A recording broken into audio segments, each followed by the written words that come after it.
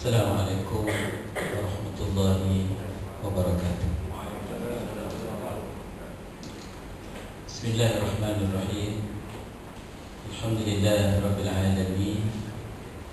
Wassalatu wassalamu ala asyrafil anbiya'i wal mursalin Sayyidina Muhammadin wa ala alihi wa sahbihi ajma'in. Subhanaka la ilma lana illa ma 'allamtana innaka antal alimul hakim. Rabbi shrah li sadri wa yassir li amri wahlul 'uqdatam min lisani yafqahu qawli.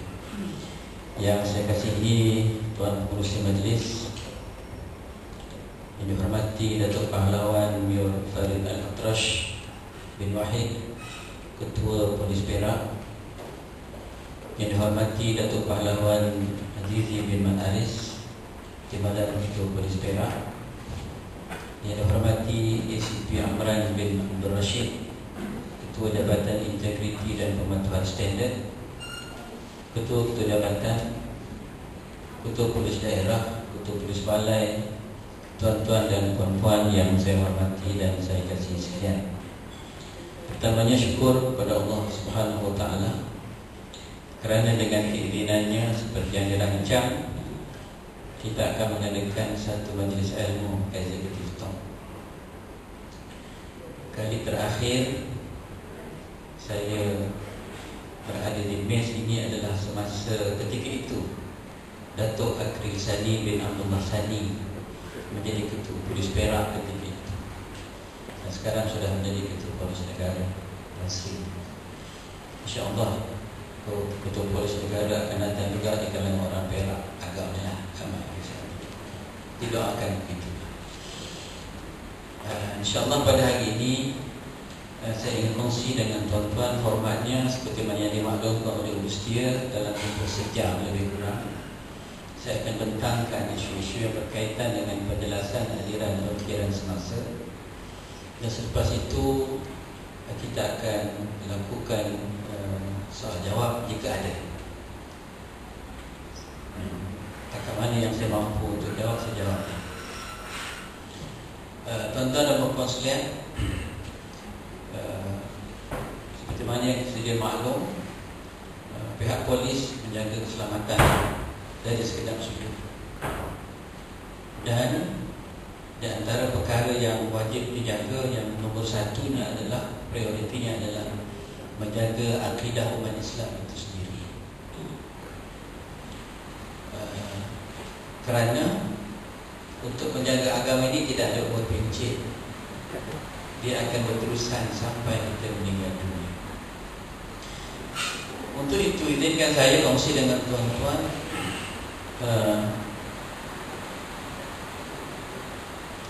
sedikit pembentangan untuk memudahkan kita mengikuti aliran pemikiran ini supaya lebih mudahlah. Alhamdulillah hujan. Tuan-tuan sekalian, apa yang saya letakkan ini adalah kebanyakannya adalah terkandung dalam buku yang saya susun. Sama ada buku yang kulit ini atau kulit yang serupa saja sebenarnya. Jika adalah, tapi saya tak pasti sama ada atau tidak. Ini ada kat oleh Ustia.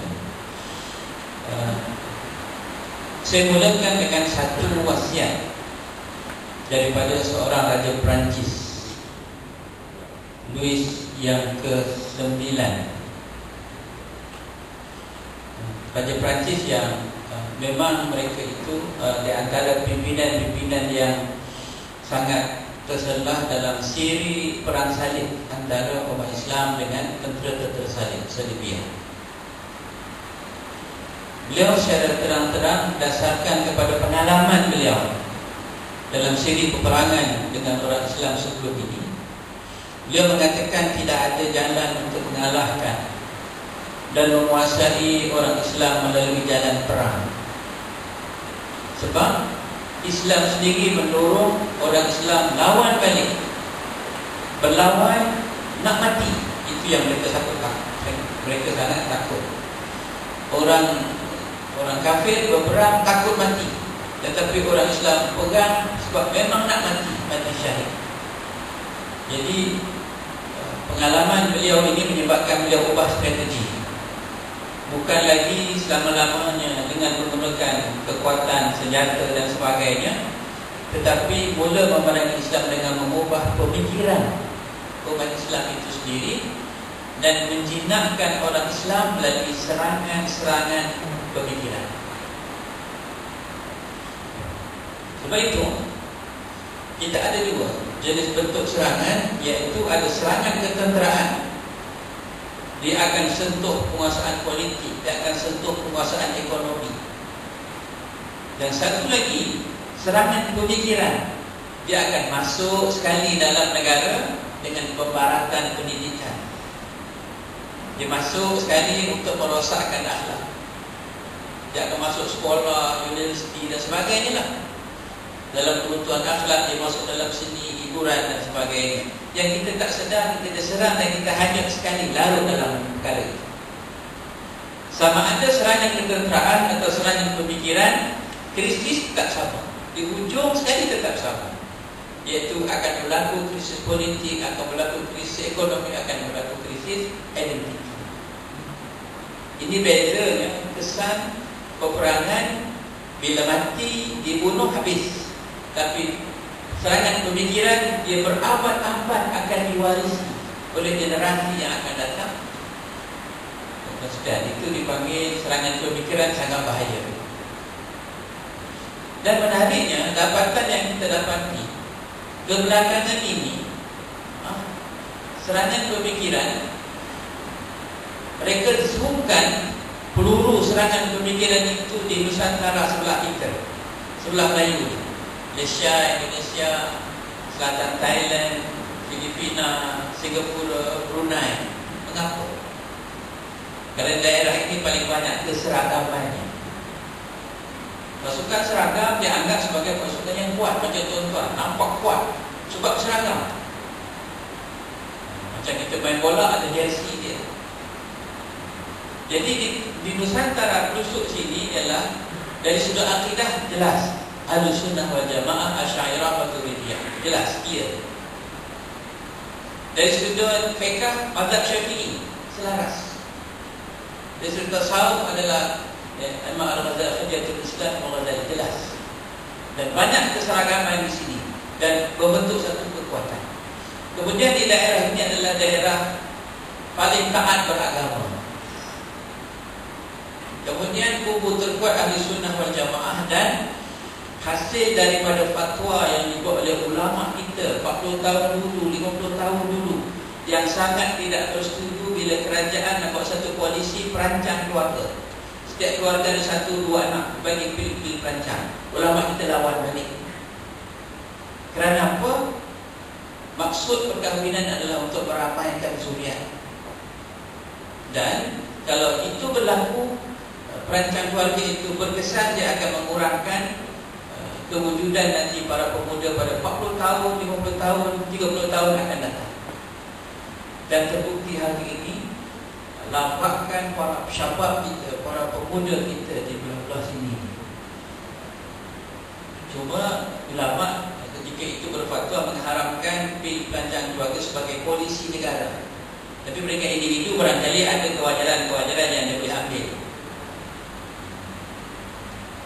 Jadi mereka pun buat serangan di sini sebab kita ramai pemuda-pemuda yang akan menentukan masa depan. Dan mereka belajar dari sejarah seperti mana yang sebut tadi, serangan senjata gagal mengubah akidah. Mereka mengharapkan satu bentuk landscape baru, agama di Nusantara ini bertukar daripada Islam kepada Kristian. Tapi adalah yang murtad, tapi tidak sebagaimana bilangan yang mereka sangat harapkan. Jadi mereka gagal ubah akidah dengan serangan senjata. Dan amat sukar untuk mengkristiankan Melayu Muslim. Sukar sangat.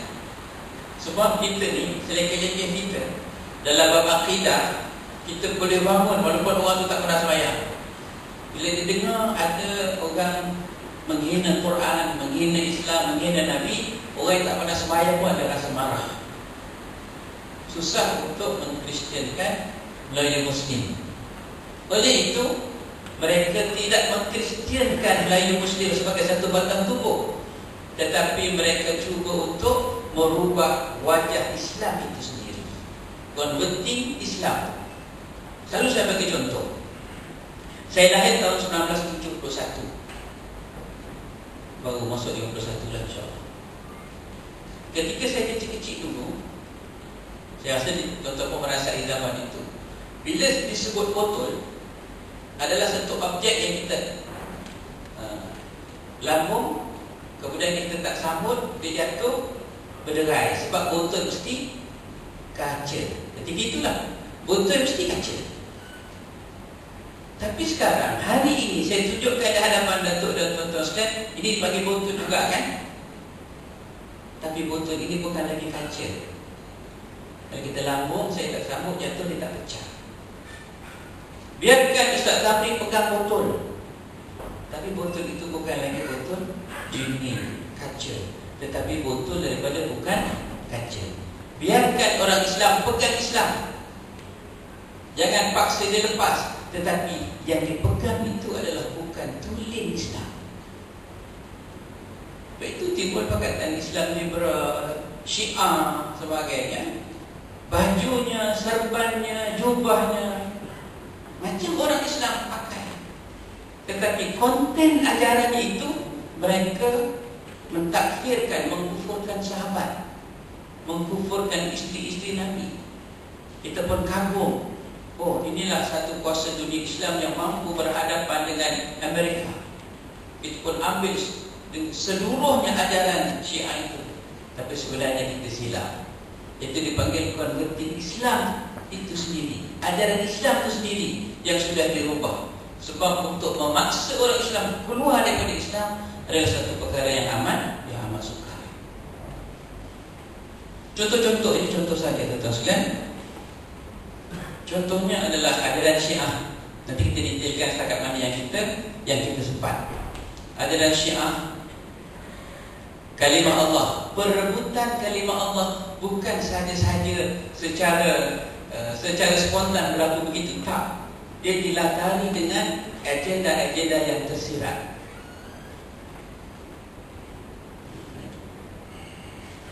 Kristianisasi. Saya akan kongsi dengan tuan-tuan satu dapatan yang sangat mengejutkan, hasil disertasi, hasil kajian PhD oleh seorang penyelidik dalam tahun 2012. Dia menyelidik penganut Kristian yang Melayu sahaja di Malaysia. Dia tak selidik Kristian, Chinese Kristian, orang India, yang Melayu sahaja. Dan ada dapatan yang begitu menjadikan kita sangat berhati-hati untuk jaga akidah.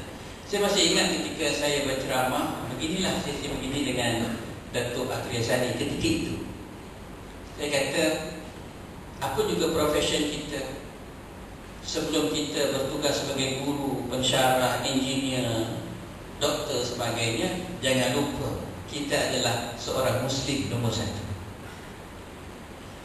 Jadi dalam bab akidah ini, tuan-tuan sekalian, di samping tuan-tuan sebagai pegawai polis untuk menjaga keamanan negara dan negeri, jangan lupa untuk kita ingat diri kita adalah nombor satu, kita seorang Muslim.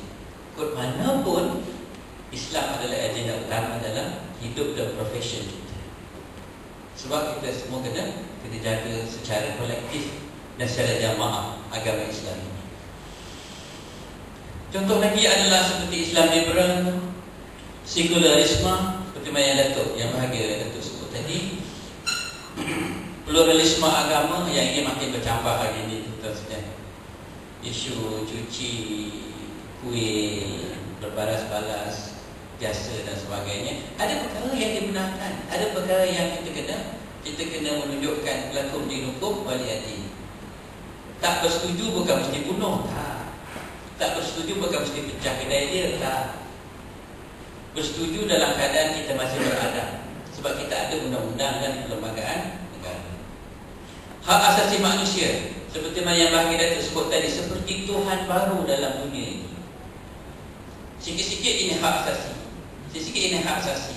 Dalam setengah keadaan kadang-kadang hak asasi minoriti lebih diraih daripada hak asasi majoriti. Hanya seorang dua bersuara, maka terpaksa dilayan. Sedangkan hak majoriti diabaikan. Dalam setengah keadaan, tuan-tuan sekalian, kadang-kadang kita nak bercakap mengenai kelambu umat Islam sendiri, bukan kelambu orang lain. Kelambu umat Islam kita sendiri, terpaksa tengok orang kanan, dia angguk ke giling. Tengok orang kiri, angguk ke giling. Walhal itu cerita tulis sendiri.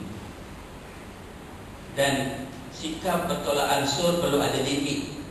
Kalau tidak, kita akan ditolak secara beransur-ansur. Mesti ada limitasi. Undang-undang itu cukup jelas perlembagaan negara. Tapi tidak ramai yang berpaut dengan perlembagaan negara untuk membantu agama kita sendiri. Tapi kita yakin betul sekalian, Allah memberitahu dalam surah As-Saff, mana pun mereka cuba nak padam cahaya Allah dengan mulut mereka, dengan strategi mereka, kita beriman Allah akan menyempurnakan cahayanya walau karihal kafirun. Sudah tentu walau tidak digemari oleh orang-orang kafir. Cuma persoalannya, sama ada kita ikut tak, masuk tak dalam gerabak kereta api dia akan memenangkan Islam, atau kita tertinggal, ataupun kita hanya menjadi penonton tengok kereta api lalu begitu saja. Atas rasa tanggungjawab ini, saya memohon kepada almarhum Tan Sri Harusani untuk menambah satu silibus baru bagi guru-guru yang nak ambil tauliah, mengajar di negeri Perak, dia kena ada tauliah, dan dia kena ikut satu peperiksaan, dan perlu ada penambahan temuduga. Selama ini ada 6 subjek. Saya mohon kepada Tan Sri ketika itu almarhum, boleh tak saya minta supaya masuk lagi satu subjek, iaitu aliran pemikiran semasa.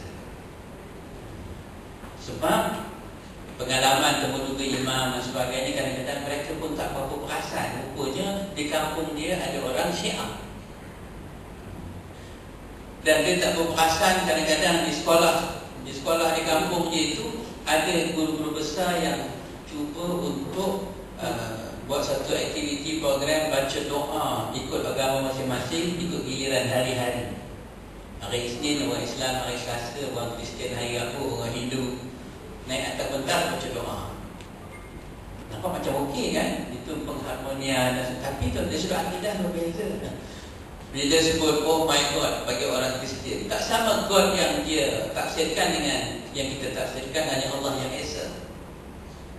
Bila tanya-tanya hal ini, kadang-kadang mereka kurang menguasai, maka saya ajarkan buat satu lagi silibus, iaitu aliran pemikiran semasa, untuk kita bekalkan pada imam-imam kita dan juga para pendakwah kita tentang isu-isu yang hari ini cabaran-cabaran akidah dalam version yang baru, bukan macam dulu, dalam bentuk-bentuk yang baru. Jadi alhamdulillah almarhum Tan Sri Harusani benarkan, tak apa, dia kata apa, kalau enta nak buat, kalau anda setuju, enta dah buat. Maka saya pun dengan kawan-kawan kumpul balik kertas kerja, tulis sikit-sikit, terhasillah buku aliran pemikiran semasa. Buku ni, apa yang saya nak bentang kepada tuan adalah berkisar daripada buku ni lah. Dan kami juga dapati musuh-musuh Islam digunakan istilah-istilah yang mengelirukan, sehingga kita kadang-kadang tersilau, teruja dengan game permainan istilah. Kita adalah menjadi Muslim yang progresif. Progresif tak salah, tapi ikut acuan mana, macam yang bagi Datuk sebut tadi, ikut acuan barat atau ikut acuan kita. Hak asasi manusia contohnya, Islam tak tolak. Islam hanya tolak hak asasi manusia yang ditafsirkan oleh barat. Sebab dalam Islam sendiri ada hak asasi dia. Bagaimana wanita diangkat oleh Islam kadang-kadang lebih daripada lelaki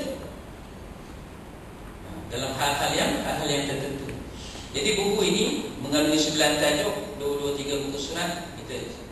Dan dalam buku ini saya letakkan pengharaman ajaran dan fahaman Syiah di negeri Perak. penggunaan kalimah Allah bagi kita merujuk kepada Allah yang Esa sahaja dalam konteks negara kita. Negara Arab lain konteks latar belakang dia. Macam sijil halal kan di tempat kita itu sangat perlu. Tapi di negara Arab yang 100%, 90% penduduk dia adalah orang Islam, mereka tak isu langsung soal logo halal. Sebab mereka sendiri dah makan, minum semua mereka sediakan. Tapi bagi kita masih juga disediakan oleh rakan-rakan kita yang bukan Islam dan diterima baik oleh rakan-rakan bukan Islam. Jadi kadang-kadang tuan-tuan sekalian, itu dalam konteks fatwa la yunkar taghayyuril ahkam bi taghayyuril azman wal makan. Itu adalah konsep asas dalam fatwa. Tidak diingkari barangkali bertukar-tukar hukum berdasarkan kepada berbezanya tempat dan juga masa. Jadi dalam konteks kita, kalimah Allah itu hanya merujuk kepada Allah yang Esa. Ditambah pula dengan latar belakang anak-anak muda kita yang tidak kukuh dari sudut akidahnya. Kemudian bab yang ketiga, kristenisasi dan daya halus menyerap umat, satu fakta. Kemudian ada Islam liberal, sekularisme, pluralisme agama, hak asasi manusia, memahami Malaysia negara Islam menurut syarak. Ini penting sebab dia adalah dipanggil susuk tubuh negara ini biar clear bahawa negara ini adalah sebuah negara Islam. Walaupun orang kata macam mana Ustaz, negara Islam tu dekat Shah Alam tu kilang kalstuk tak tutup-tutup pun, bertukar-tukar kerajaan. Macam itu juga teguhnya. Di Genting Highland, Masya Allah, atas bukit lagi masih berlaku di sana. Nanti kita akan cuba jawab dalam perbentangan seterusnya. Dan yang terakhir, yang ke-9 adalah serangan pemikiran dan proses normalisasi wanita muslimah. Rupa-rupanya kadang-kadang kita tertinggal bahawa satu kelompok manusia yang sangat penting membentuk generasi akan datang adalah orang-orang perempuan. Pertama, ajaran dan fahaman Syiah di negeri Perak, khusus di negeri Perak. Kita pun tahu ajaran Syiah ini adalah satu ajaran yang difatwakan oleh kebanyakan negeri adalah ajaran yang sesat, fatwa yang sesat. Banyak perkara-perkara yang tuan-tuan sekalian kita kena kenali musuh kita dan rakan kita. Imam Asy-Syafi'i, imam mazhab kita pun menyebut bahawa Imam Asy-Syafi'i pernah berkata apabila disebut nama Syiah Rafidah, maka ia mencelanya dan dengan sangat keras dan berkata ini kelompok yang terhodoh. Jadi Syiah, tuan-tuan sekalian, kita kena tolak. Di Perak ini ada berapa dipanggil hauzah dia dan pusat-pusat penyebaran dia. Dan ada satu sekolah di utara dan masih menjadi pusat penyebaran Syiah. Dan produk daripada sekolah berkenaan bila masuk dalam universiti mereka pula rekrut orang-orang baru. Tuan sekalian, Dr. Yusuf Al-Qaradawi sendiri memperingatkan tentang bahayanya Syiah. Ini saya jumpa sendiri dengan beliau pada tahun 2009 tak salah. Ketika nak balik, saya kata, Syekh, Fadilatul Syekh Ausini, Fadilatul Syekh wasiatkan kepada aku nak balik dah. Dia kata, kamu balik nanti ingatkan masyarakat kamu di Malaysia dan di Indonesia. Dia kata, hati-hati tentang penularan Syiah. Dan memang ia berlaku. Memang ia berlaku. Mudah-mudahan ia tidak ada dalam pasukan anggota polis kita, insya-Allah. Kalau ada nampak dah macam-macam ada unsur-unsur Syiah. Macam mana unsur-unsur Syiah tuan-tuan sekalian nak kenal dia? Mudah saja tuan-tuan sekalian. Macam mana nak kenal dia? Dia pertama pendekatan dia adalah main emosi. Bermain dengan emosi. Kesian kata Sayyidina Ali, kesian dinafikan haknya untuk menjadi khalifah. Dia bermula dengan mainan emosi. Kalau tuan-tuan nak test kawan-kawan yang Syiah pun senang dia tuan-tuan sekalian. Tapi masalahnya Syiah ni dia ada satu doktrin dia dipanggil sebagai taqiyah. Taqiyah ni dia bermuka-muka. Saya tak pernah nampak orang Syiah di Malaysia sembahyang atas tanah batu Karbala. Sepatutnya dalam hukum fiqh mereka sembahyang, mereka letak di tempat sujud mereka adalah satu batu daripada tanah Karbala. Tapi di Malaysia tak pernah jumpa. Tapi satu hari saya pergi Oxford, sembahyang di surau dia, kita dapati memang ada diletak batu. Tapi oleh kerana mereka itu ada doktrin taqiyah, mereka tak zahirkan di hadapan kita. Almarhum bekas Menteri Besar Kelantan pun mengatakan Syiah adalah sesat, salah dan jahat. Di Malaysia kebanyakannya telah memfatwakan sebagai haram. Di Perak sendiri pada tahun 2012 lagi, 2012, pengharaman aliran Syiah. Percanggahan banyak tuan sekalian dalam akidah, paling utama dalam akidah tuan sekalian, iaitu mereka antaranya adalah menolak Quran yang ada sama kita ni. Dia kata version Syiah tak serupa dengan apa yang ada. Mereka itu dalam soal akidah dipanggil, ada satu doktrin dipanggil Al-Bada'. Al-Bada' ni maksudnya adalah kita bagi Ahlussunnah wal Jamaah, kita beriman bahawa ilmu Allah Ta'ala itu adalah tiada had. Allah Maha tahu segala-galanya.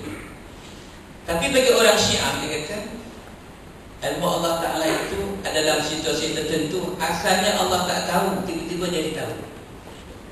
Dipanggil Al-Bada'. Baru zahir ketika itu Allah baru tahu.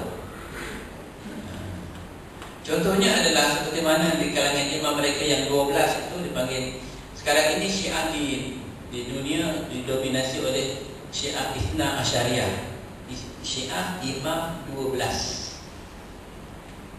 Base-nya di Iran. Sekarang ini tinggal lagi nak tunggu imam nombor 12. Last vacuum waktu yang tidak ada imam 12 ni, kuasa-kuasa yang sepatutnya imam ada ni diberikan kepada imam-imam yang ada sekarang lah di Iran. Dan otoriti yang diberikan kepada imam-imam ni sangat dahsyat. Boleh menghalal, boleh mengharam, seperti mana Alhamdulillah dalam akidah Ahlussunnah kita yang berhak menentukan hukum hakam adalah Allah Ta'ala. Tapi kuasa ini didedikatkan kepada para imam yang ada pada hari ini. Sementara nak menunggu imam yang 12 yang akan muncul nanti. Dalam senarai imam yang 11 yang lalu tu, ada situasi di mana dia menentukan lepas aku mati, anak aku jadi imam. Tiba-tiba anak dia mati dulu sebelum dia. Dia kata, oh Allah baru tahu, dia kata, anak aku mati dulu sebelum aku. Maka imam seterusnya diberikan kepada orang lain. Dan ini adalah sangat jelas bertentangan dengan akidah kita. Syariat pun begitu. Kalau tuan-tuan baca nanti dalam buku ni, mereka tak ambil pegang sangat soal sembahyang sebagainya, tapi mereka amat ambil peran mengenai adab mereka dengan imam mereka. Sehingga dosa-dosa meninggalkan sembahyang itu boleh diampun begitu saja dengan persetujuan imam-imam mereka. Dahsyat tuan-tuan sekalian yang sedut syariah. Dan yang menarik perhatian ramai orang suku Syiah ni sebab kahwin itu ta'ah. Kahwin kontrak.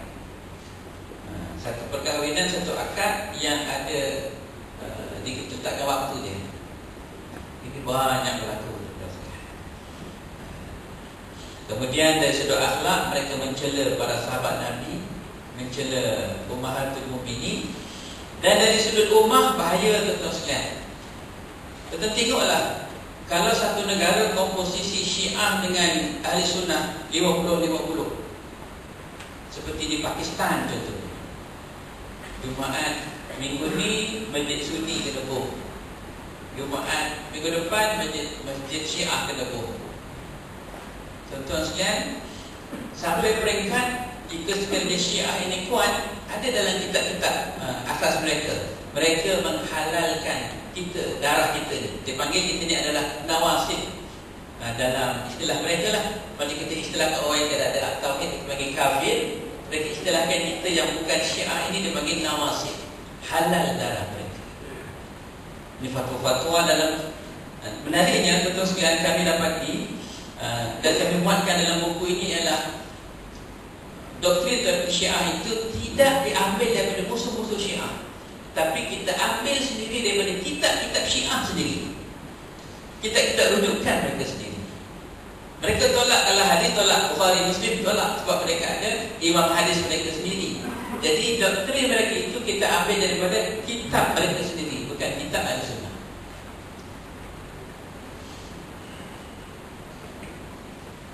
Perangkap Syiah seperti mana yang saya sebut tadi, tuan-tuan sekalian. Pertama, mereka masuk ke mana pintunya? Mereka mengajak kita mencintai Ahlul Bait, keluarga-keluarga Nabi. Yang ini tak salah dalam Islam. Kita mesti menghormati Ahlul Bait yang mengikut jalur Nabi SAW. Di Malaysia ni kalau berkaitan dengan ada keturunan darah dengan Nabi SAW, Syahid dan Syarifah lah selalunya kan. Kalau Syahid kita tak panggil Syahid, Tuan Syahid. Kita menghormati sebab dalam darah ni itu bila dijejak memang ada sampai kepada Rasul sallallahu alaihi wasallam. Tapi dengan syarat Tuan Syahid ini sembahyang jangan tinggalkan. Zakat kena bayarlah, puasa jangan tinggal. Semata-mata Syahid tetapi sembahyang tidak dan sebagainya, Nabi pun tak ngaku sebagai keturunan dia nanti. Pertama, mengajak manusia mencintai Ahlul Bait. Kemudian menyentuh emosi dengan cerita palsu tentang kononnya ada penindasan terhadap keluarga Nabi SAW.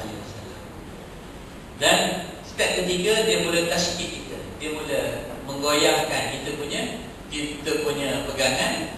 Dan akhirnya dia akan menyuntik perasaan dendam. Dan secara tak langsung mereka melatih kita untuk berbunuhan sama kita, menyebabkan pertumpahan darah.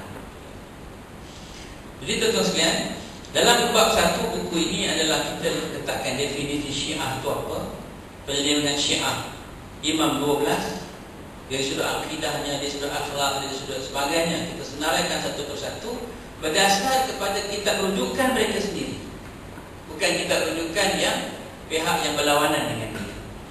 Kemudian Syiah dan penyebaran di Malaysia daripada peringkat awal dulu sampai yang terkini, dan perkembangan Syiah di Perak sendiri, dan juga fatwa-fatwa beberapa buah negeri. Baik, yang kedua, kita lanjut sikit tuan-tuan sekalian. Yang kedua adalah penggunaan kalimah Allah hanya merujuk kepada Tuhan Yang Maha Esa dan agama Islam sahaja. Itu yang kita menjadi pegangan kita di tanah air kita. Tuan-tuan boleh baca sendiri sebenarnya buletin-buletin seperti Christianity Today. Mereka sekarang tak berselindung-selindung lagi, sebab mereka sangat tahu umat Islam sangat-sangat lemah hari ini. Jika kita terang-terang pun kita masih lena tidur. Lalu di hadapan kita pun orang yang mengajarkan Bible dan sebagainya, kita pun masih boleh senyum, menunjukkan kita sangat lemah. Oleh kerana kita sangat lemah, menyebabkan mereka tak rasa segan silu nak cerita strategi mereka. Jadi tuan-tuan, kalau kita tak halang penggunaan kalimah Allah itu dan boleh dipakai oleh semua orang, kita akan tengoklah fenomena-fenomena di setengah buah negara. Gereja dinamakan sebagai rumah Allah. Mahukah kita lihat anak cucu pergi sembahyang ke rumah Allah ini? Rumah Allah itu maksudnya apa? Gereja. Keliru. Kita keliru sekali-sekala. Kadang-kadang rasional juga. Macam ada kawan-kawan yang boleh Kuala Lumpur lewat nak sembahyang, singgah kat Gurdwara Sahih. Gurdwara Sahih ini adalah tempat sembahyang orang menggali Sikh. Kat hospital tu kan, atas bukit pada tu, dengan dia punya kubah bawang tu serupa macam masjid kita. Agak lewat sangat, dia singgah kejap, dia kata apa masjid kita pegang ni, macam kat pegang dia lewat cap rupanya Gurdwara Sahih. Itu dimaafkanlah. Tapi tuan-tuan sekalian, kita takut fenomena itu nanti tuan-tuan boleh bayangkan bandaranya Ipoh ini, dan kami juga dah bincang dengan MBI sebagainya. Sekali masuk bandara Ipoh, apa gambaran tuan-tuan? Pasukan penyelidik daripada USAS menyelidik beberapa batang jalan di Ipoh ni. nampaknya kita perlu menggiatkan usaha kita berkali ganda untuk mewujudkan syiar imej Islam di Ipoh ni. Walaupun bukan bermaksud suruh roboh apa yang ada, tak, tetapi nampak syiar Islam itu perlu didaulatkan dalam beberapa sudut di negeri Ipoh ni, di bandara Ipoh ni. Sebab itulah penguatkuasaan itu sangat penting. Orang Islam nak buat masjid, nak buat surau, kena buat satu kertas permohonan, masuk mesyuarat fatwa, kemudian lulus, baru dibenarkan buat. Tapi setengah keadaan orang lain, dia nampak ada pokok besar, dia cacat. Nampak pokok besar, dia cacat. Satu ketika satu syarikat televisyen dari Australia, tak salah, berjumpa dengan almarhum Tan Sri Mufti Tan Sri Al-Sani. Dia komplain, dia kata Malaysia tidak berikan kebebasan beragama kepada orang yang non-Muslim, minoriti. Jadi Tan Sri Al-Sani dia ajak, jom kita berjalan tengah hari. Satu jalan, dia kata, you bilang antara masjid sepanjang jalan ini dengan rumah-rumah ibadat yang kecil-kecil berjalan, mana banyak? Bilang, pokoknya mesti ada satu je, sebab satu Korea kan. Tapi sepanjang jalan itu ada beberapa tempat ibadat yang dekat-dekat, tak jauh-jauh. Bagaimana dia katakan tidak diberikan, dakwaan mengatakan tidak diberikan kebebasan beragama. Yang kadang-kadang dia teroka je jalan tanah orang dan sebagainya. Di Bandar Ipoh Raya tu dulu kecil je, bukan di sebelah Gunung Chua tu yang dalam, kecil, satu pokok kecil. Sekarang dah ada pagar dah, tuan-tuan sekalian. Sebab apa, tuan-tuan sekalian? Sebab kita tidak seberani menguatkuasakan undang-undang sebagaimana kita menguatkuasakan undang-undang kepada orang Islam sendiri. Tuan-tuan sekalian, isu kalimah Allah di Malaysia, kita di Perak sendiri kita sudah fatwakan kalimah Allah hanya boleh digunakan untuk orang Islam sahaja. Sebab latar belakang dia kita sebenarnya cukup jelas. Kita boleh baca dalam keputusan hakim mahkamah dalam menentukan kalimah Allah ni. Antaranya adalah nampak sangat tidak jujurnya untuk menterjemahkan God itu kepada Allah hanya dalam cetakan Herald Tribune berversi bahasa Melayu saja. Bahasa lain dia tak tukar kepada Allah, hanya untuk orang Melayu saja. Kalau benar-benar jujur, tukarlah semua. Dan saya muatkan juga dalam buku ini, orang Kristian sendiri tak suka dalam setengah keadaan kita menggunakan kalimah Allah dalam cetakan agama mereka sendiri. Jadi tuan-tuan sekalian, dalam bab kedua ni, latar belakang isu, asas-asas pertimbangan, kesan penggunaan kalimah Allah oleh bukan Islam. Ada orang kata, tak apa Ustaz, kita buka ruang supaya orang bukan Islam itu dapat mengenal Allah Subhanahu Wa Taala, ruang dakwah dipanggil. Tetapi tuan-tuan sekalian, kita kena timbang dengan baik. Dalam satu kaedah dalam Islam dipanggil darul mafasid muqaddam ala jalbil masalih. Kita menolak kemudaratan adalah lebih diutamakan daripada menarik kemaslahatan. Dakwah untuk menggunakan kalimah Allah untuk menarik orang bukan Islam kepada Islam itu satu kemaslahatan. Tetapi menjaga akidah umat Islam yang iman mereka sangat nipis dengan potensi yang besar bila menggunakan God itu diterjemahkan kepada Allah, itu potensi sangat besar. Tuan-tuan sekalian, tapi tak apa, dalam bab 2 kami bawa hujah-hujah. Orang yang menyokong kita bawakan hujah, orang yang menentang kita bawakan hujah. Dan kita dapati Allah itu bukan bahasa Bible sebenarnya. Sama ada bahasa Injil ataupun bahasa Taurat, untuk menamakan Tuhan itu dengan Allah bukan dia. Ada bahasa dia tersendiri. Jadi kristenisasi dan yang halus yang menyerap umat Islam satu fatwa, satu fakta, gerakan kristenisasi di Malaysia betul ke atau cerita-cerita saja? Dia betul saja. Dia bukan cerita-cerita yang dibuat-buat. Dan tentu sekalian, di negara di dunia ni telah terbukti ada beberapa buah negara yang dulu adalah sebuah negara Islam, majoritinya dulunya adalah umat Islam, dan Islam mendapat kedudukan dalam undang-undang negara, tapi akhirnya menjadi negara Kristian. Contohnya adalah Nigeria. Dan akhirnya Perdana Menterinya adalah Kristian. Tentu sekalian, satu lagi negara, tapi negara bukan Islam lah, namanya Korea. Dapatan yang didapati hasil kajian adalah pengekspor mubalik Kristian nombor 2 terbesar adalah Korea. Dan mereka berjaya mengekspor Kristian ke negara-negara luar, mubalik dia melalui kebudayaan. Contoh boleh baca dalam Bulletin Christianity Today, kebanyakan ahli-ahli seni Gangnam Style dengan K-pop secara jelas-jelas mereka adalah missionary Kristian. Yang anak-anak saya barangkali anak tuan-tuan begitu terpuja dengan drama-drama sitcom daripada Korea dan macam-macam lah. Di sebalik itu sebenarnya saya tak sempat nak dedahkan semua, tetapi memang diakui Korea adalah negara kedua terbesar di dunia mengekspor mubalik Kristian dia. Dan rampasan-rampasan yang dibuat oleh Kementerian Dalam Negeri melalui immigration dan sebagainya di pusat-pusat masuk negara, cetakan-cetakan Kristian kebanyakannya daripada Korea. Termasuklah perniagaan-perniagaan. Kami bincang dalam Muzakirah Fatwa Kebangsaan ini adalah yang terbaru adalah penglibatan syarikat Etoni dengan gerakan kristenisasi seluruh dunia. Itu panjanglah ceritanya sebab ramai.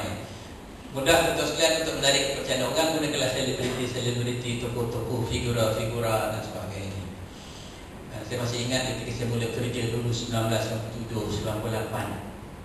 Ketika itu ada satu skim, macam skim cepat kaya lah, tapi bukan Pak Mat Telo. Pak Mat Telo ni tak ada produk. Yang ini satu skim ala-ala Pak Mat Telo yang ada produk. Kami bincang, tuan-tuan, bila kami bincang, buah las kepada board itu, orang-orang hebat lah. Dia keluarkan satu kertas. Ustaz tu ia benar mengatakan kami punya operasi tak ikut syarat. Cuba Ustaz tengok kertas ni. Yang menjadi ahli kepada kami, tu dia lah, ustaz-ustaz dan sebagainya. Takkan mereka tak tahu? Ustaz seorang ni yang tahu. Itu dia buah ahli lah. Saya kata ustaz pun manusia juga.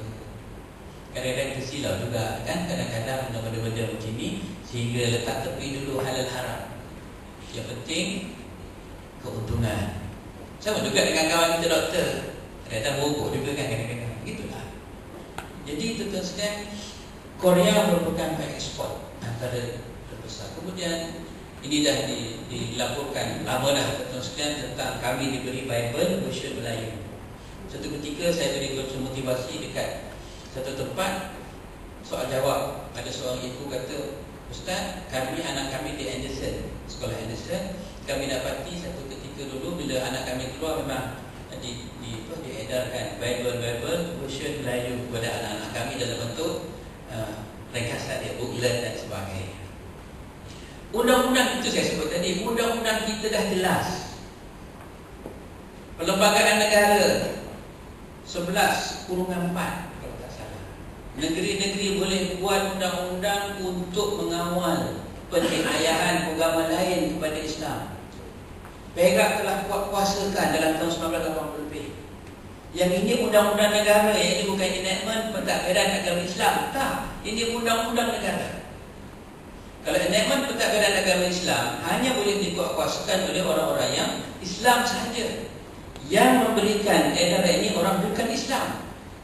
Jadi dia bukan isu enactment pentadbiran agama Islam yang hanya dikuatkuasakan oleh jahit. Tak, ini adalah undang-undang negara. Yang membuat kuasakan adalah pihak berkuasa. Itu masalah polis.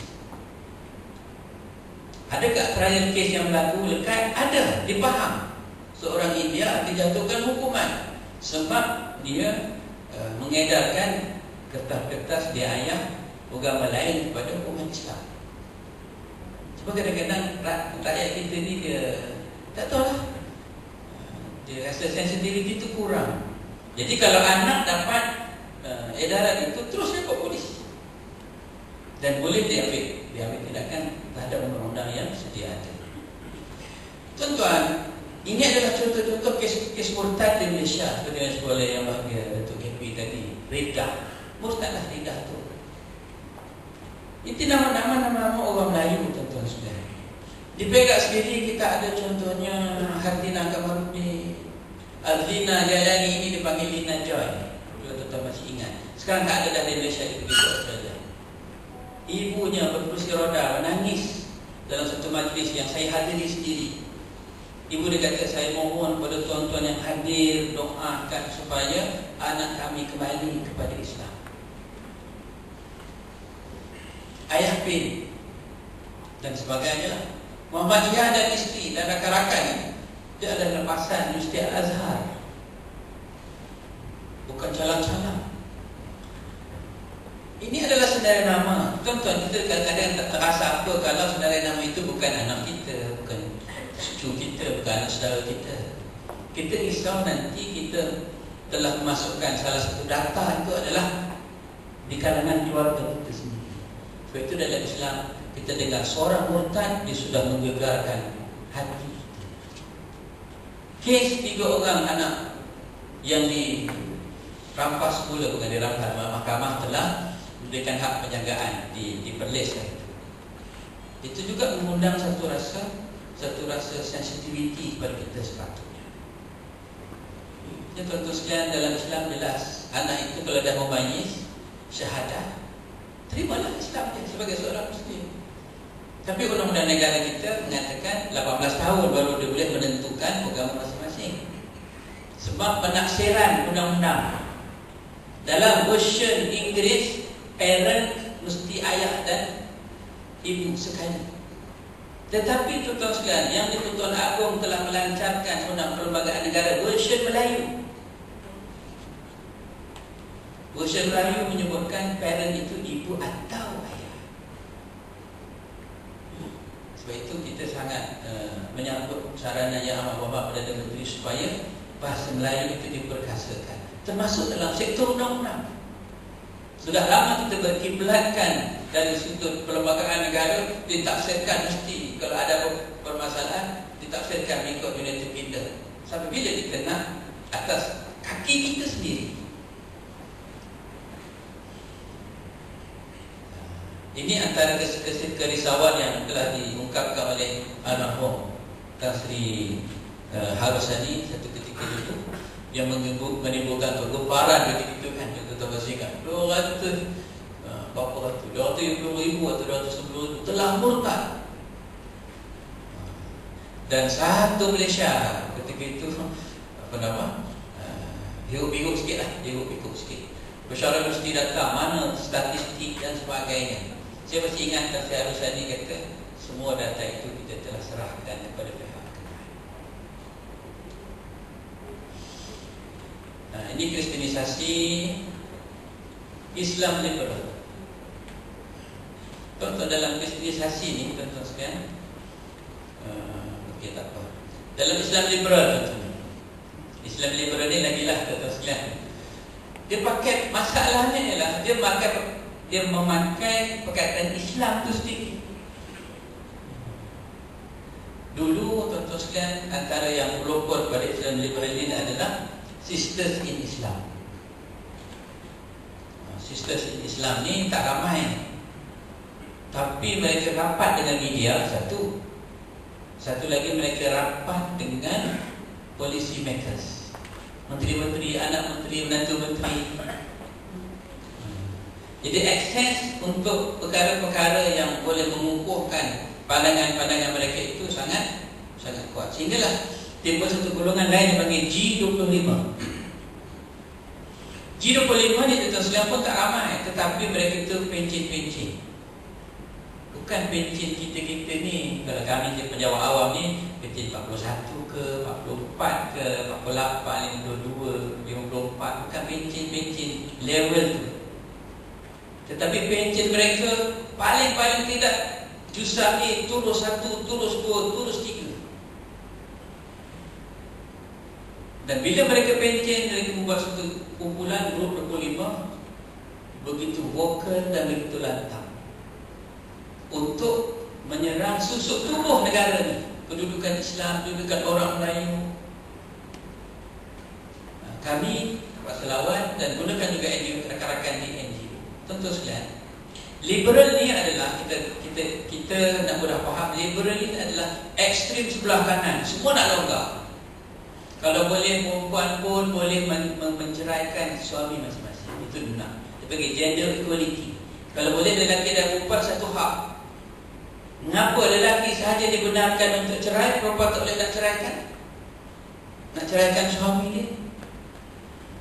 Dalam pembagian hak harta pusaka, mengapa dalam setengah keadaan lelaki dapat 2, perempuan dapat 1? Kalau boleh mereka nak sekali. Mengapa lelaki boleh jadi imam pada perempuan, sedangkan perempuan baca lebih merdu daripada lelaki? Kalau boleh nak sama. Iaitu ekstrim sebelah sana. Dia dilawan kalau tidak dihadapi, dia akan mewujudkan ekstrim satu lagi. Ekstrim satu lagi itu dia berpegang ketat betul dengan teks-teks Quran dan hadis tanpa dilihat kepada tafsiran yang perlu diserasikan dengan keadaan semasa. Itu yang berlaku pada puak-puak Daesh tu. Puak-puak Daesh tu, dia adalah sebagai muwajahah, sebagai satu saingan kepada yang liberal tadi, dia akan timbul yang ekstrim. Kejap-kejap nak bid'ahkan orang, kejap-kejap nak takfirkan orang, kejap-kejap nak. Jadi kita Islam ini sebagai umatan wasatah. Wanita tidak dibenarkan untuk mentalakkan suami, betul, tapi wanita dijamin hak dia. Dan itulah seterusnya. Tuan-tuan, jadi ancaman Islam liberal ini adalah seperti dia menafsirkan, kalau boleh ada seorang budak mahasiswa buat master MA di Universiti Malaya, namanya Syazwan. Dia ini adalah Al-Hafiz dan dia menulis banyak buku. Yang terbaru antara bukunya adalah Buktikan Kita Tidak Lagi Perlu Ulama. Dia kata ulama-ulama ni tak faham, dia kata, dengan situasi semasa. Jadi dia kata buktikan Malaysia ni tak perlu pada ulama, boleh jalan sendiri agama. Kemudian kita ni kalau nak jadi begitu boleh, tak ada masalah, tapi setaraflah kita upgrade diri kita macam Imam Syafi'i, baca Quran terus faham, hadis terus faham. Itu boleh nak jadi begitu. Tapi teruskan realitinya kita bukan begitu. Banyak benda yang kita lemah, yang perlu disuap, yang perlu diterangkan oleh para ulama kita. Mereka nak kesaksamaan, kalau boleh semua sama. Lelaki, perempuan, Islam tak Islam, semua sama. Di Malaysia ini kalau boleh mereka nak semua agama dilayan bersama. Sedangkan perlembagaan kita yang dilatari dengan sejarahnya tersendiri, darah yang paling banyak ditumpahkan untuk mempertahankan negara ini adalah darah umat Islam. Nak dibandingkan dengan orang lain. Jadi apalah kiranya kalau mereka diberikan keistimewaan sedikit daripada orang lain dan tertera dalam perlembagaan negara. Betul sekalian. Yang ini yang kadang-kadang kita sendiri orang Islam pelupa sejarah, apatah lagi orang lain akan melupakan sejarah. Sedangkan sejarah itu penting untuk menjaga jati diri kita.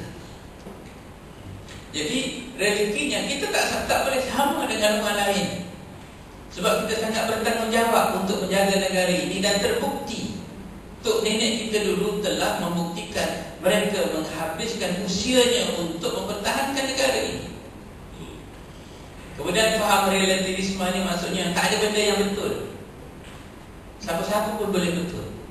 Tapi dalam Islam kita ada yang paling betul, yang mesti betul, yang wajib betul adalah Al-Quran dan Al-Hadis. Bagi mereka tidak ada perkara yang betul-betul benar, masih relatif. Mereka bersedung di sebalik pembaharuan, autonomi individu. Ini hak peribadi. Terus sekalian, orang liberal dia tak suka kalau ada undang-undang yang mengawal kehidupan dia. Dipanggil sebagai undang-undang yang lantaklah aku nak minum arak ke, nak hidup dengan siapa ke. Bagi dia itu adalah kebebasan individu. Mereka tak suka kalau urusan agama khususnya dijadikan satu undang-undang. Sebab itu mereka sangat menyerang apa? Undang-undang berkaitan dengan khalwat. Bila undang-undang dikuatkuasakan untuk tangkap orang khalwat, dia kata ini adalah mengganggu urusan individu. Minum arak contohnya. Sebenarnya tuan-tuan sekalian, ada satu undang-undang dalam tahun 52 rasanya. Itu undang-undang untuk boleh dikuatkuasakan kepada orang-orang yang berpakaian mencolok mata di tempat awam. Tahun 52 kalau tak salah. Saya tak ingat dalam akta mana. Ada ke betul ya? Ada. Akta kesalahan kecil. Alhamdulillah ada. Terima kasih tu. Tapi tak berlaku kekuasaan sekarang ni. Satu ketika dulu tuan masih ingat di JPN, Jabatan Pendaftaran Negara. Ada orang nak urusan dengan dia. Customer datang, dia pakai ikut apa dia suka. Si baju punya dengan seluar pendek, dia pakai baju dan sebagainya. Dan dia buat satu peraturan. Heboh juga asasi manusia. Tuan sekalian, itu yang berlaku di tempat kita. Bebas berkritik, okey, nak kritik okey, tak ada masalah. Tapi biar kritik yang berbeza dan tidak menyentuh perkara-perkara yang sudah disepakati dalam Islam. Ijtihad, ijtihad ni maksudnya kalau orang itu mampu layak ijtihad buat hukum baru, silakan. Tapi kadang-kadang tak cukup kakas dia nak buat ijtihad. Ini jadi rosak masyarakat. Nak tafsirkan semula Al-Quran, mengkritik hadis, kritik terhadap kedudukan wanita yang dikatakan tidak diberikan kesaksamaan. Contoh sekalian, terbaru wanita pertama menjadi ketua pengarah Jabatan Kemajuan Islam Malaysia, seorang wanita, Ustazah Datuk Hakimah. Maknanya wanita telah diberikan kedudukan yang baik. Tapi mereka menggunakan wanita sebagai modal untuk melariskan itu dan melariskan ini. Mereka tak pula bersuara. Dan bahkan hak wanita yang bertudung, kita masih ingat hari itu, tidak dibenarkan untuk mandi di kolam renang. Wanita bertudung dalam setengah syarikat industri tidak dibenarkan untuk bekerja. Sedangkan itu adalah hak asasi wanita muslimah. Tapi Suhakam tak ambil pula isu ini untuk diangkat. Jadi Suhakam sendiri, satu suruhanjaya ditubuhkan oleh kerajaan, hanya mengangkat isu-isu selected, hanya yang terpilih saja. Yang ini tuan-tuan sekalian pernah ditegur untuk rombak semula Suruhanjaya Suhakam itu supaya jangan melihat isu-isu yang selektif saja untuk diangkat.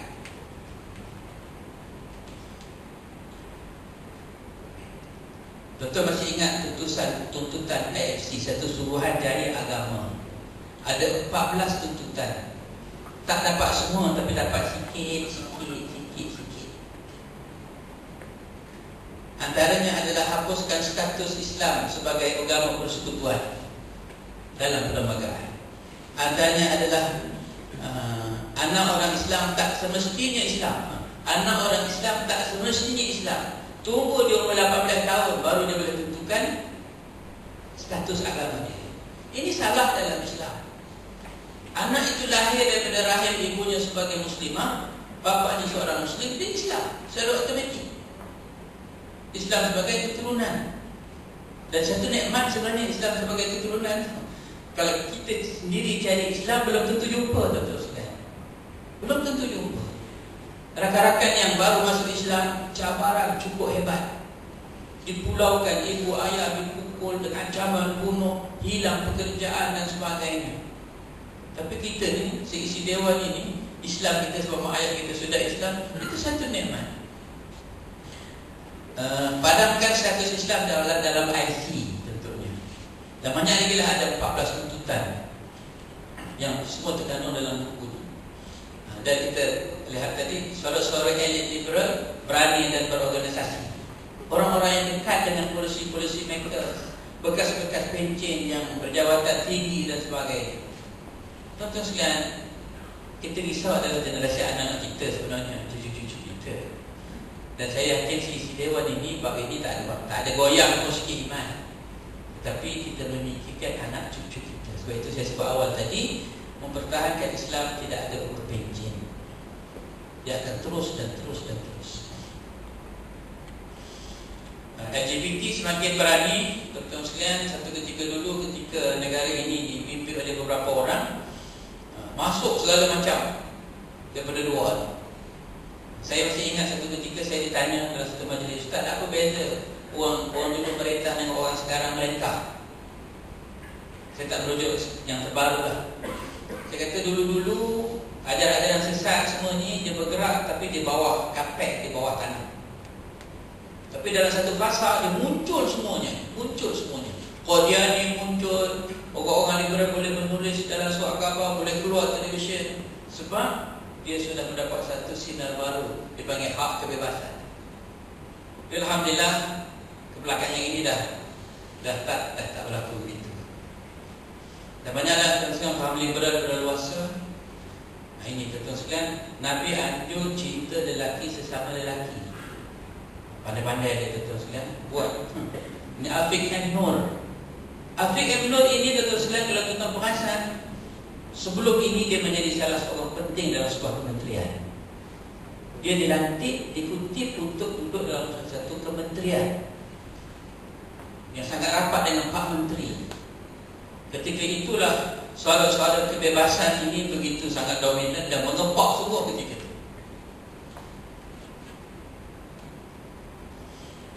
Liberalisme agama ini Arsyad Manji dan sebagainya lah. Jais pula dituduh mengganggu kebebasan liberal bersuara.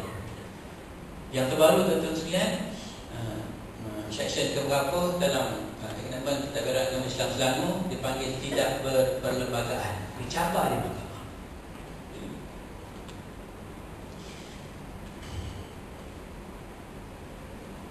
Bab sekular, tuan-tuan, dulu kecil-kecil di universiti kita belajar lepas tu di universiti dan sebagainya, sekular ni dianggap memisahkan agama dari kehidupan. Itu bahasa mudah. Tapi dia sudah berevolusi, tuan-tuan sekalian. Di negara sekular sendiri, tuan-tuan sekalian, agama tidak dihalang untuk diamalkan. Tidak dihalang. Kecuali sampai satu tahap agama digunakan untuk menyusun masyarakat. Itu dihalang. Setakat nak pergi semayang, balik, semayang jemaah, puasa bulan Ramadan, keluarkan zakat, itu tidak ada masalah. Tapi bila Islam dianggap campur tangan dalam menyusun masyarakat, itu dia boleh marah.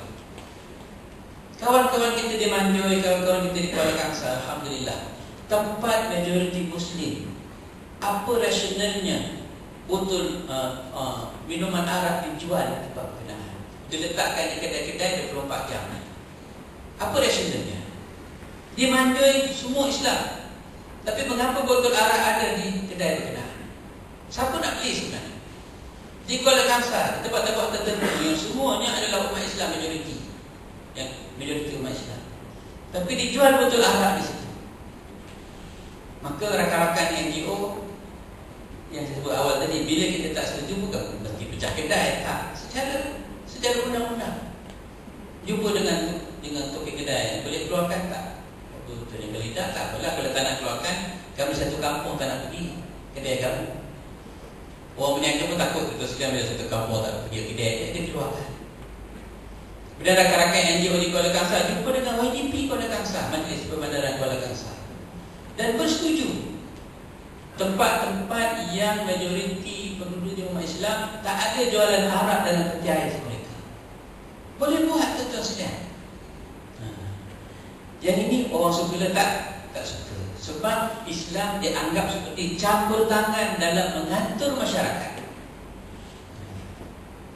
Jadi sekular sudah berevolusi. Apatah lagi kalau Islam nak dijadikan sebagai peraturan negara dan sebagainya, lagilah mereka tak setuju. Tapi bina masjid silakan, selama mana tak ganggu, tak bawa Islam campur tangan dalam masyarakat.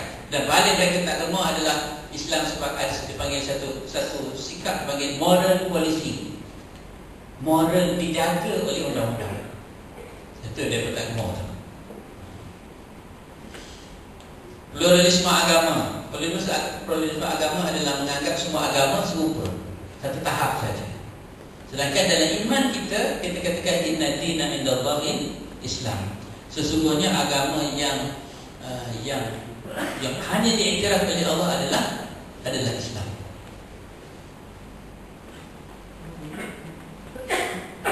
Tahniah kepada yang bahagia, yang dihormati Datuk Guli kita.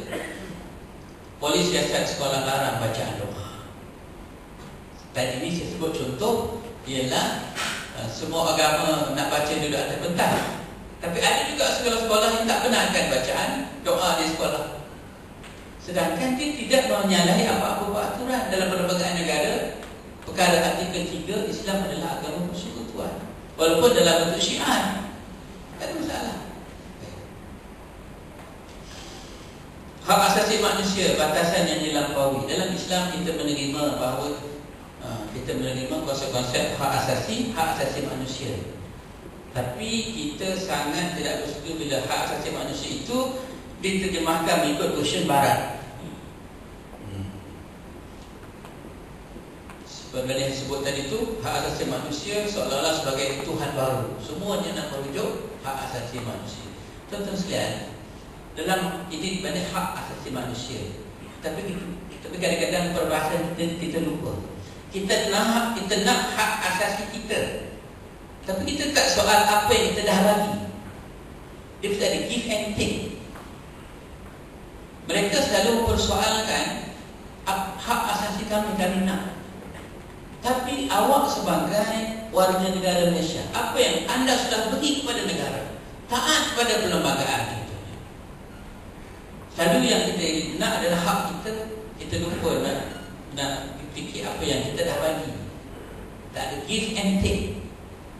Pokok ni dia hanya melihat apa yang dia nak.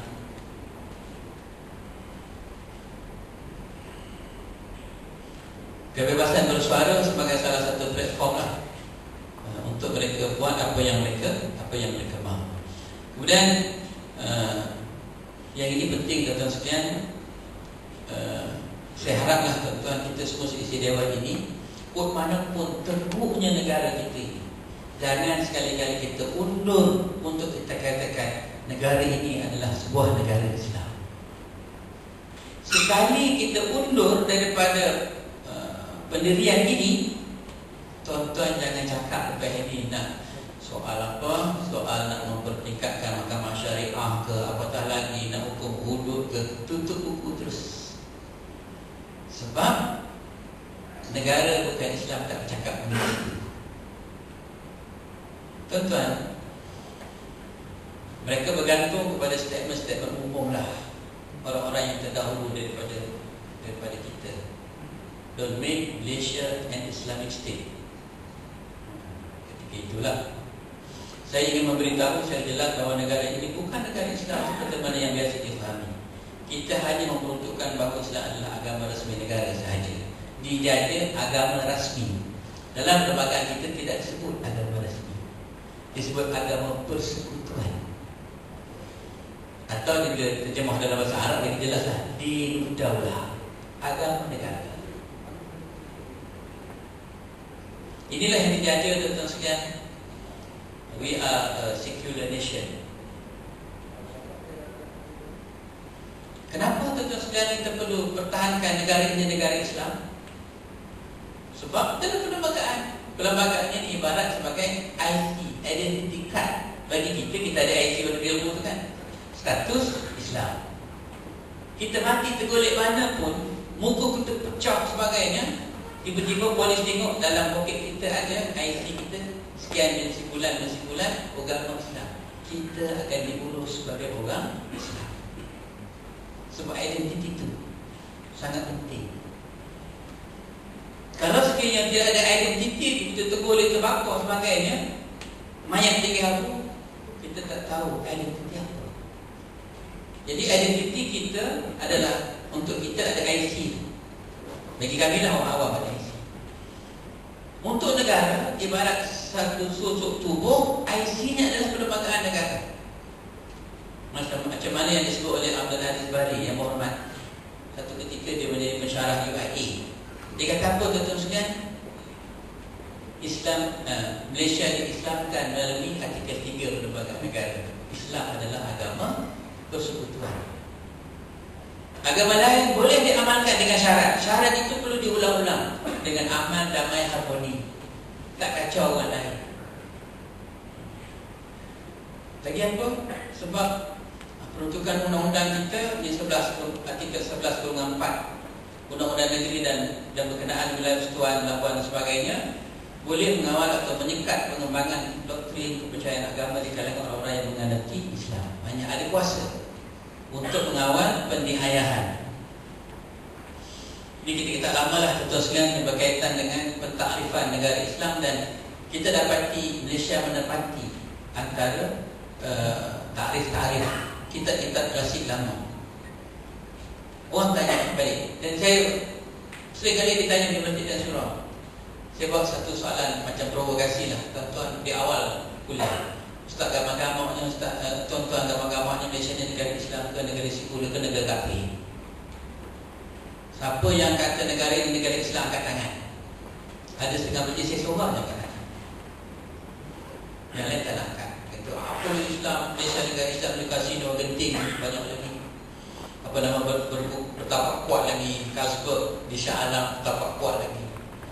Kedai-kedai judi, kemudian rumah-rumah huruf banyak. Di Ipoh ni melawak rumah huruf kaki. Telapak kaki nampak daripada jauh. Nak kata negara Islam macam mana? Saya jawab balik begini, tuan-tuan pernah nak jumpa seorang, satu susuk tubuh, IC-nya Islam, IC biru tu tulis agama Islam, tapi dia beratur beli nombor ekor. Pernah tak muslimah nampak seorang muslimah Muslim, tapi rambut dia celuring-celuring dengan buku, dia buku palsu macam Kak Siti tu lah. Bukan Kak Siti Nurhaliza, Kak Siti Kasim. Semalam dia datang ke mahkamah sebab ada sekumpulan NGO mencabar keabsahan kewujudan sekolah-sekolah medikular di Malaysia. Berpaut di mana dengan kewujudan sekolah-sekolah medikular? Dan kadang-kadang rasa pelik, peruntukan cukup banyak. Sedangkan dalam perlembagaan negara kita sendiri, bukan Dewan Malaysia, tak, perlembagaan Malaysia, Kada 12 kurungan berapa tak ingat, artikel 12/4 begitu ataupun 2, memberikan wewenang kepada kerajaan pemerintah untuk memperuntukkan sejumlah peruntukan untuk institusi Islam. Jelas clear. Tapi tak apalah, sebagai pemerintah yang perlu menyantuni semua orang, maka tak ada masalah. Tak ada masalah. Tapi jangan berlebihan sehingga nampak sangat. Yang melihat majoriti senyap tu. Baik. Pernah tak kita nampak orang Islam yang tubuhnya Muslim tetapi masih beroperasi dengan operasi-operasi yang menyelancar? Biasa kita jumpa. Dia orang Islam tapi dia makan rasuah. Ada tak? Ada. Dia orang Islam tetapi dia pecah amanah, gunakan kelengkapan apa juga peralatan pejabat untuk kegunaan peribadi. Ada tak? Ada. Adakah tercalar Islam dia? Tidak tercalar, cuma perlu diperbaiki operasi kehidupan dia. Itu juga dengan negara kita. Dari sudut IC-nya dia Islam, tapi operasinya masih banyak untuk diislamisasikan, tapi tidak mencairkan identiti dia sebagai sebuah negara Islam. Daripada premis itulah kita boleh melonjak lagi, tuntut itu, tuntut ini. Sebab asasnya negara kita adalah negara Islam. Dan kita dimomokkan oleh Barat. Bila sebut negara Islamic State, dizoomkan kepada Taliban, dizoomkan kepada Daesh dan ISIS. Yang mereka itu sendiri, ISIS, Daesh dan sebagainya itu tidak diiktiraf oleh ulama Islam sebagai mewakili negara Islam. kami sendiri masuk. Pagi ni ada satu program di penjara Tapah. Tentu pun tahu. Golongan Daesh dengan ini semua sekarang berkampung di penjara Tapah. Dan saya pun pernah masuk situ. Ekstrim pemikirannya. Kalau nak pergi ceramah, jangan yang berjawatan awam macam saya, Dewan Mufti. Apa yang mereka anggap ini adalah anjing-anjing kerajaan. Ustaz jangan cakap soal jihad. Ustaz tahu dalam lengan saya dah masuk dulu. Saya dulu berjihad sebelum Ustaz. Tuan-tuan sekalian, bila sebut Islamic State, zoomnya adalah ISIS dan Daesh. Itu adalah propaganda barat. Bagi kita Islamic State bukan begitu. Islamic State adalah seperti mana yang digagaskan oleh Nabi SAW. Orang bukan Islam dah selesa duduk dalam negara Islam. Di pejabat saya baru menerima satu dokumen, kajian pertama rasanya dalam dunia mengenai secara fakta Islam Rububiyah di Malaysia. Belum ada orang lain buat. Gerakan ini sangat tersusun untuk mencomotkan wajah Islam itu sendiri. Dengan cara dia attack undang-undang Islam, dia undang-undang yang sedia ada, dia attack agensi-agensi agama. Zakat dia momokkan cukup teruk. Macam dia tulis hitam, dia tak dapat dalam JKM. Bila kita semak-semak balik, bila JKM londehkan apa yang dia dapat, rupanya dah berpuluh ribu ringgit dia dapat, tapi itu dia tak sebut. Dia bertukar daripada KL ke sini, tak dia beritahu kepada JKM. Jadi fakta tak adalah dalam sistem komputer. Tuan-tuan sekalian, dia momokkan zakat lambat dan sebagainya. Bukan kita rasa zakat itu perfect, jawab zakat tak. Tapi taklah seteruk seperti mana yang digambarkan. Susah sangat nak dapat zakat. Kami pergi gereja, ambil duit di gereja. Kita track balik gereja mana? Cuba bagi tahu. Kami boleh elankan supaya lepas ini semua pergi gereja tu. Bila siasat tak ada pun. Dan kita lupa masjid kita di negeri Perak dan mana-mana masjid sebenarnya tuan-tuan sekalian menolong masyarakat lebih daripada yang disangkakan. Dan sudah tentulah kawan-kawan kita di pejabat zakat bukan dia nak panggil Astro, nak panggil TV3, dah hitung aja dia apa. Itu dah memang kerja dia. Tuan sekalian, jadi kedudukan Malaysia ini sebagai negara Islam tidaklah tercair dengan operasi negara yang masih belum 100% Islam itu perlu diislamisasikan. Tapi jangan undur walaupun satu tapak kita mengatakan negara ini adalah negara Islam.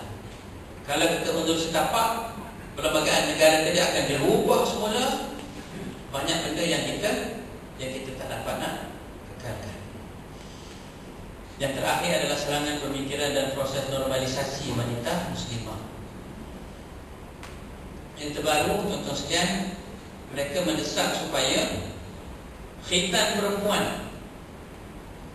Selama ni kan, sebab kita adat kita ni, orang perempuan disunatkan. Jadi mereka kata ini adalah menzalimi hak perempuan. Sebenarnya perkataan sunat itu tak sesuai. Gambarannya seperti macam sunat lelaki tak. Dalam kitab lama dia panggil khifat. Khifat tu maksudnya ditulis sedikit begitu. Digambarkan di negara Afrika. Afrika juga sunat tu bermati mana. Tapi dia buat generalisasi. Kalau di Afrika itu seluruh dunia pun akan jadi itu. Sedangkan dalam sejarah kita tak ada orang mati, wanita mati sebab sunat. Orang lelaki pun tak ada. Umur saya dah 51 tahun tak pernah dengar lagi lah tuan sekalian. Orang lelaki meninggal sebab sunat, orang perempuan lelaki meninggal sebab sunat, tak ada. Orang lelaki kena dera dengan isteri dia sendiri ada. Betul habis ni. Itu bukan sunat tu. Ini si Walanti Taniteran ni dia cakap di PBB teruskan dalam satu forum. Fatwa yang dilaksanakan adalah mendiskriminasi wanita di Malaysia ini kata. Ni Isyad Maki dia kata saya lesbian tapi beriman. Yalah dia beriman. Tapi kalau dia menganggap lesbian itu halal, jadi kafir. Sebab menghalalkan satu yang diharamkan. Tetapi sekiranya dia lesbian itu dia anggap dosa juga, tapi nak juga buat, dia berdosa besar. Ini di Indonesia, tuan-tuan. Profesor itu bukan profesor pengajian Islam. Profesor seperti Musdah Mulia namanya.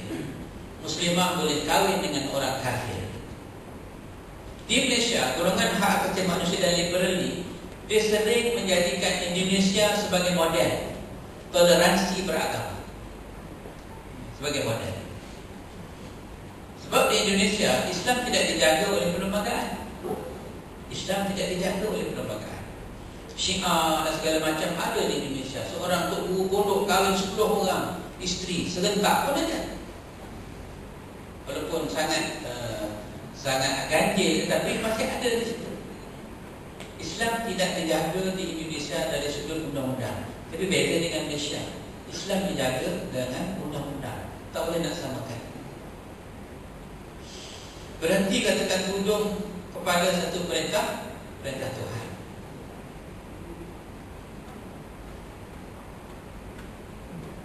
Ini kat sini. Tak ada sebarang perkataan Al-Quran yang memerintah golongan wanita untuk menutup keseluruhan tubuh mereka. Ustazah cakap. Subhanallah. Dalam Quran jelas tentang untuk dia dalam Quran tentu sekarang. Ialah kita nak ajar daripada awal bayar, kadang-kadang orang suka nak ambil ilmu daripada ujung. Tuan-tuan banyak berlaku ajaran sesat apabila dia belajar Islam tak ikut pedagogi dia. Tak ambil daripada awal, dia turun cekok yang atas. Asal perbincangan foundation tu dia tak faham. Itu hasil daripada bertalaqi dengan ialah Fadilatul Ustaz Google wal Yahoo wa ghairi dzalika. Tak salah tuan-tuan sebagai maklumat apa. Tapi bukan dasar kita berbuka. Banyak membantu Google dengan Yahoo ni. Contohnya bila orang tanya saya soalan, kita bukan ingat semua. Kita bukan benar Syafi'i, Ghazali, Maliki. Tak, kita tak ingat semua. Jadi ada kalanya saya cari dulu kat Google. Ada jawapan dalam kitab ini. Balik pejabat, cari dalam kitab tu. Betul ya ada. Okeylah macam tu. Tapi kalau kita share, copy, paste and share tu jadi bahaya. Budak dia satu. Kita ajar dulu 1, 2, 3 ABC. Alif bata, si ciloro telur. Daripada awal. Kalau kita ajar silibus budak darjah 1 dengan tangent, cosinus dan sebagainya, pening dia. Jadi perlu pada pedagogi. Masalah hari ini orang terus loncat ke atas dan dengan beraninya berfatwa. Itu jadi pening masyarakat. Dan kadang-kadang ahli ilmu juga salah. Kadang-kadang macam kami, cerita dengan audiens yang belum cukup kakas. Wujud sebut terma-terma tertentu yang dia pelik, kebir-kebir apa benda yang ustaz bercerita. Sebab dia tak cukup kakas. Bila tak cukup kakas, maksudnya dia akan jadi boring, dia akan tak fahamlah apa yang kita bincangkan. Baik, maksudnya mengikut dia kata tak ada dalam Quran wanita yang seluruh tutup seluruh. Jadi saya rasa takat itu dulu untuk kali ini. Secara keseluruhan apa yang sedang berlaku di negara kita, di sudut aliran pemikiran yang kadang-kadang dia tak nampak kecuali kita renung sikit, lama-lama sikit baru kita nampak begitu. Betul sekalian, di Jabatan Mufti kita juga mengambil tugas dipanggil istitabah, iaitu ada golongan-golongan yang dikatakan Islam sebelum ni, dia pergi Mahkamah Syariah memohon supaya dirinya diisytiharkan bukan lagi Islam, atau dalam istilah akal kasarnya nak murtad.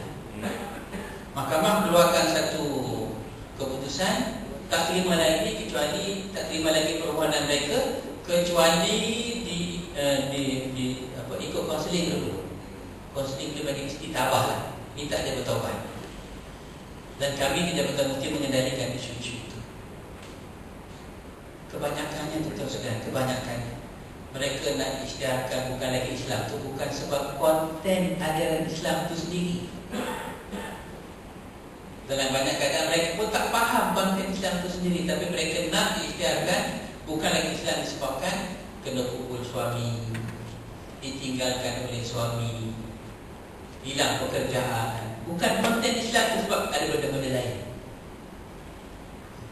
Disebabkan keculasan, kebanyakan sebab kahwin lah. Suami dia tak nak ajar isteri dia, tinggal begitu saja. Alhamdulillah kita konseling adalah dalam 4-5 kes mereka tak jadi mohon untuk 2 orang nak kekal dalam agama. Kita pujuk dan sebagainya. Jadi tuan-tuan sekalian, cuma yang melegakan sikit, semua pemohon-pemohon itu adalah bukan berbangsa Melayu, India, orang asli, Siam. Mengapa bukan berbangsa Melayu? Sebab orang Melayu kalau dia murtad, dia tak akan isytihar. Tuan-tuan sekalian, dalam satu kajian yang saya sebut tadi, yang terakhir tuan sekalian, satu kajian yang dibuat oleh Dr. John Cheong. Satu kajian kata The Socio-Religious Identity and Life of Malay Christians of Malaysia. PhD dia University Trinity International University, Deerfield, Illinois, dalam tahun 2012. Dia buat satu kajian khas mengenai orang Melayu yang Kristian. Dia kata susah nak jumpa secara umum. Dia terpaksa cari seorang jumpa face to face. Sebab dia kata kedudukan orang Melayu Islam di Malaysia ni masih belum dapat menerima fenomena seorang anggota keluarganya jadi Kristian. Tak macam Indonesia. Jadi terpaksa jumpa seorang dan dapatan yang didapati adalah memang betul fenomena itu, dan dipanggil Kristian tanpa gereja. Maksudnya mereka tak pergi gereja, bulan Ramadan mereka berpuasa, sembahyang air mereka pergi, pakai kain pelekat, perempuan pakai tudung, pergi rumah dia tak ada tanda-tanda saling dan sebagainya. Tapi mereka sebenarnya sudah Kristian. Satu ketika dulu seorang budak universiti kan, presiden pakai tudung, terselak, ada saling. Ada kes terbaru tuan-tuan sekalian, di sebuah daerah, dia kematian ibunya, dia sangat menyayangi ibunya, dan dia sambung belajar. Rupanya dia didekati oleh padri. Padri itu juga adalah berada di negeri Perak, dan dia bagi sumbangan dan sebagainya. Akhirnya salah seorang pegawai dijahit dapat mengenal pasti asalnya dia selidik, mengapa nak jadi murtad. Ini Melayu, nak murtad. Dia tak nak cerita. Tapi akhirnya kami tahu bahawa dia sudah terhutang budi kepada padri berkenaan membiayainya banyak sebelum ini. Dan kami minta supaya dia buat report polis lah. Buat report polis. Sebab dia berjalan lama lah. Tapi tak, bila dia ada nampak rasa kekuatan, sebab dia ada orang belakang, kita backup dia, supaya dia dah berumur 18 tahun ke atas. Cuma dia sukar untuk meninggalkan cengkaman daripada padri ni. Itu satu kes, ada lagi banyak lagi. Jadi kita sama-sama lah kita menjaga akidah kita, insya-Allah. Jangan lupa doa ini, Rabbana la tuzigh qulubana ba'da idh hadaitana wa hab lana min ladunka rahmah innaka antal wahhab. Ini dalam Al-Quran ada surah Al-Imran. Kalau tak salah, amalkan sekalian. Ya Allah, janganlah Engkau gelincirkan hati-hati kami selepas Engkau telah memberi hidayah kepada kami, dan kurniakanlah kepada kami dari sisi kasih sayang-Mu.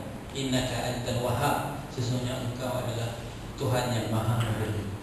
Walaupun ini ayat Al-Quran, wanita dalam haid boleh baca, sebab dia datang dalam bentuk doa. Kita iktibatkan kalau kita baca itu adalah sebagai doa, bukan baca Quran. Dan kita orang lelaki, ajarlah kepada anak-anak kita, isteri kita baca doa. Doa ini supaya kita dapat jaga akidah. Kemudian ada doa, Allahumma arina wa arinal batila batilan warzuqna. Oh, ini typing error dah, tolong balik kita sekalian.